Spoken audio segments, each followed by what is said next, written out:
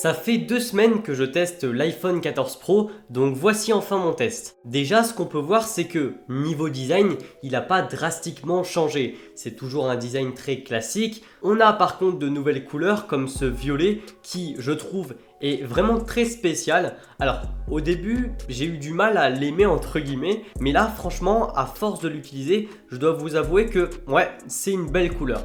Puis de toute façon, eh bien, vous mettez une coque, donc quoi qu'il arrive, vous la voyez très peu, la couleur. D'ailleurs, les modules photo sont encore plus gros, ça fait depuis l'iPhone 11 qu'ils évoluent chaque année, ce qui fait que vos coques pour iPhone 13 Pro, par exemple, ne seront plus compatibles avec cet iPhone 14 Pro. Et niveau changement de design aussi, eh bien, on a évidemment la Dynamic Island. Apple l'a vraiment bien marketé, c'est vrai que c'est quand même super intelligent, cette intégration, bien finalement, de l'encoche qui comporte tous les capteurs pour Face ID dont on peut vraiment pas se passer parce que c'est tellement une technologie sécuritaire et agréable et bien que c'est impossible de la faire disparaître même si c'est pour avoir un écran borderless.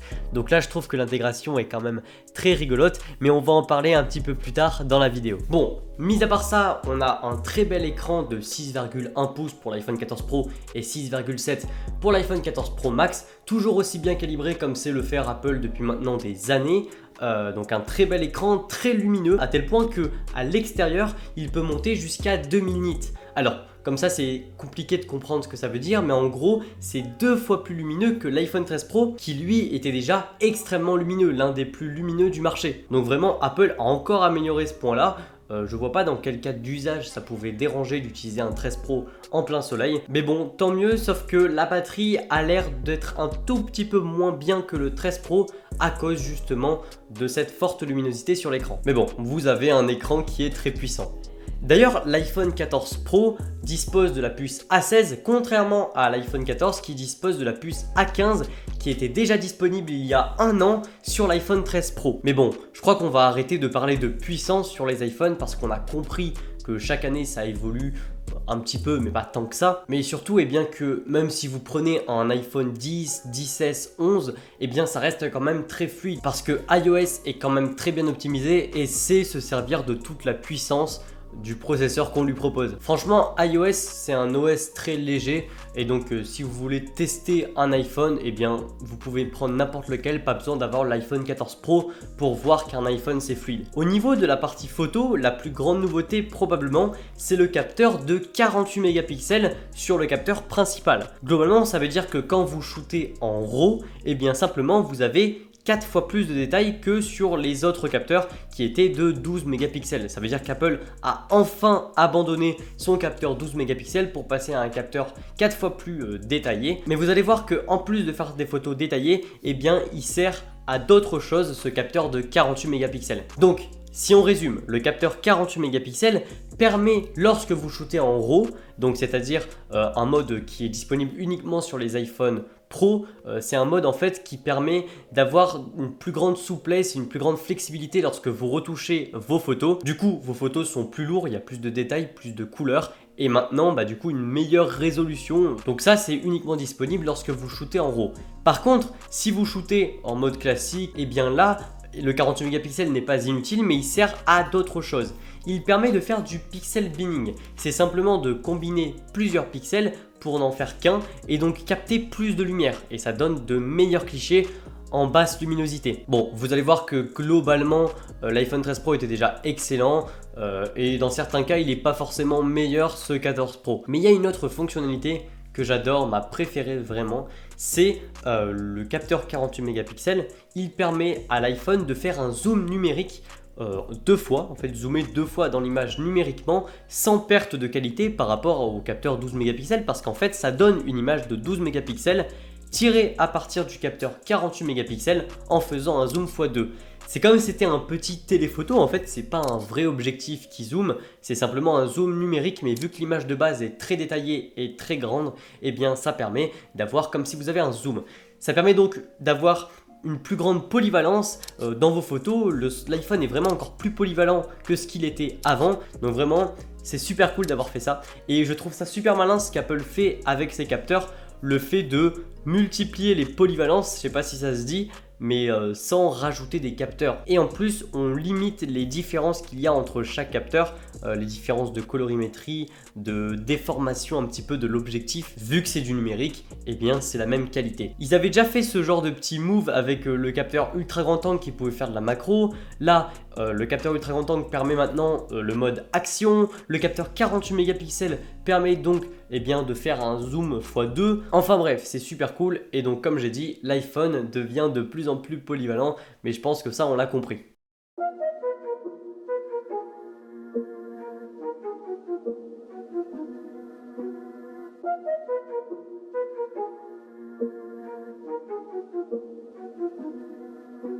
Bon alors, cette petite encoche, cette petite pilule, eh bien elle est quand même bien visible hein, sur l'iPhone. C'est la plus grande nouveauté en termes de design parce que le reste il n'a pas trop changé, à part niveau couleur. C'est vraiment cette petite pilule qui a bien changé les choses. Donc je vais vous montrer. Hein. Par exemple, si je vais dans l'horloge et que je mets un petit minuteur, je viens quitter l'application et elle vient directement se loger dans la pilule. Alors c'est très joli avec de très jolies animations comme le sait le faire tout le temps Apple. Et si je clique dessus, eh bien je peux directement voir mon minuteur et le mettre en pause par exemple. Sauf qu'on peut également le mettre en pause en laissant appuyer. Et là directement on a des options, soit le mettre en pause, soit l'arrêter totalement. C'est une nouvelle forme d'interaction avec son iPhone, ça révolutionne pas les choses, mais c'est quand même nouveau et c'est quand même très joli. Apple s'est dit, au lieu d'essayer à tout prix de cacher l'encoche et qui risque sûrement de baisser le niveau de sécurité de Face ID, eh bien ils se sont dit non, on va simplement jouer avec cette encoche, créer du software autour du hardware. Et c'est super bien fait. On peut réessayer avec un autre exemple. Je mets mon minuteur, mais je viens en plus mettre un enregistrement d'écran. Vous voyez que là, la pilule se scinde en deux. Et on a donc l'enregistrement d'écran à droite et le minuteur à gauche. Donc voilà. Et donc si je veux arrêter l'enregistrement, j'ai juste à cliquer dessus et à cliquer sur arrêter l'enregistrement d'écran. Ce qui est sûr, c'est que les animations sont super jolies et moi je trouve ça super intelligent comme intégration. Est-ce qu'il y a des développeurs qui vont tirer parti de ça? Comme par exemple, j'avais vu des jeux, clairement un jeu en fait où vous jouez avec l'encoche. Alors c'est assez drôle, ça sert à rien, mais c'est juste pour montrer un petit peu ce qu'on peut faire avec cette encoche et bien finalement rendre un truc qui de base ne plaisait pas en fait, l'encoche c'était pas un élément de design, et bien devient un élément de design juste avec du logiciel. C'est quand même une grande force et Apple a vraiment de la chance de pouvoir faire ça tranquillement. L'autre grande fonction de cet iPhone 14 Pro, c'est l'Always on Display. Simplement quand vous verrouillez votre smartphone, il ne se verrouille pas en fait. Enfin si, il se verrouille mais l'écran ne s'éteint jamais. Donc voilà un petit peu ce que ça donne. Alors comment ça fonctionne? Eh bien la luminosité de l'écran diminue grandement et l'écran d'ailleurs lui-même se rafraîchit uniquement une fois par seconde. Donc un taux de rafraîchissement de 1 Hz contre les 120 maximum. Donc ça permet de réduire grandement l'autonomie mais d'avoir toujours l'heure affichée, vos notifications, le fond d'écran sombre comme ça. Moi je trouve ça très beau, mais par contre c'est un petit peu stressant je trouve d'avoir l'écran toujours allumé. Heureusement qu'on peut désactiver la fonction, c'est ce que j'ai fait et là je l'ai réactivé pour vous la montrer. Mais donc voilà, c'était les plus grandes nouveautés de l'iPhone 14 Pro, l'Always on Display et la Dynamic Island. Maintenant on passe sur la photo. Voici des clichés de nuit donc pris avec le mode nuit. J'ai pris des photos vraiment classiques que n'importe quelle personne pourrait faire. L'objectif c'est pas de sublimer la scène ou quoi que ce soit. Et on voit que sur certaines photos, l'iPhone 13 Pro a plus de détails. Comme par exemple celle-ci, on voit très bien que le 14 Pro lisse énormément l'image et du coup on a l'impression d'avoir moins de détails. Là vraiment l'iPhone 13 Pro ou le 14 Pro, il y a très peu de différence.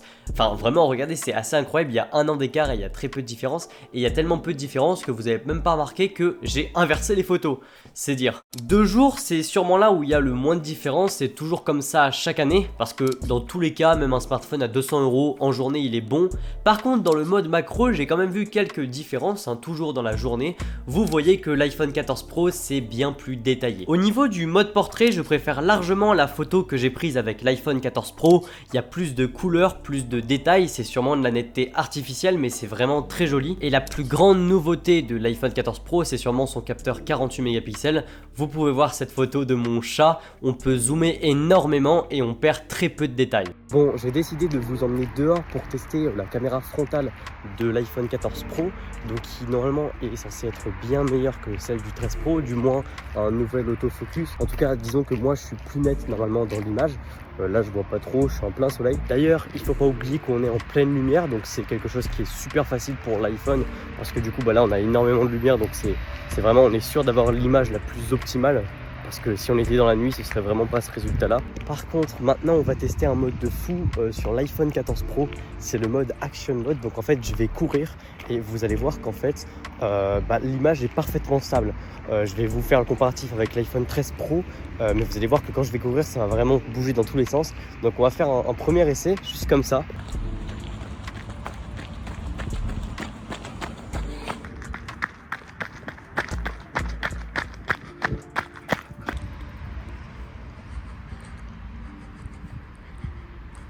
Au niveau de la qualité vidéo, quand on marche simplement, même au niveau de la qualité des micros, que vous pouvez m'entendre comme ça, on peut voir que c'est plutôt stable. Je pense pas qu'il y ait une réelle différence entre les deux, mais globalement c'est plutôt pas mal. On peut voir que vraiment il y a du détail. Et encore une fois, si vous voulez filmer, je sais pas moi, des vlogs, filmer vos journées en vacances, en famille, etc., eh bien l'iPhone 14 Pro suffit amplement. Vous pouvez même utiliser l'iPhone 14 ou l'iPhone 13, comme vous pouvez voir. Dans tous les cas, c'est vraiment une très belle qualité d'affichage. En tout cas la meilleure pour moi au niveau des smartphones et au niveau de la vidéo. D'ailleurs, si jusqu'à là vous n'avez pas trouvé d'utilité au mode Action Mode, au mode action de l'iPhone 14 Pro, eh bien clairement je peux vous le donner dans le mille. En fait, regardez ça, là je marche et c'est parfaitement stable, et c'est encore mieux si je cours. Donc évidemment je vais filmer avec la caméra arrière, la caméra ultra grand angle, mais regardez, si je cours, voilà. Franchement, je tiens l'iPhone à bout de bras et ça stabilise parfaitement bien. Alors oui, évidemment, vous pouvez le faire directement avec des logiciels de montage, etc. Évidemment, vous avez besoin de vous préoccuper de rien. Vous avez une stabilisation parfaite directement sur votre iPhone 14 Pro. Par contre, évidemment, c'est de l'ultra grand angle, donc la qualité d'affichage est pas folle. Mais pour du sport, juste vous filmer en train de courir, en train de faire du jet ski, j'avais vu avec Mac Forever qui avait fait ça. Franchement, c'est juste génial comme mode et vraiment, j'aimerais trop voir ça sur tous les smartphones. En fait, ça devrait être partout. Un mode comme ça d'action où on peut vraiment bouger la caméra à fond et il n'y a aucun problème.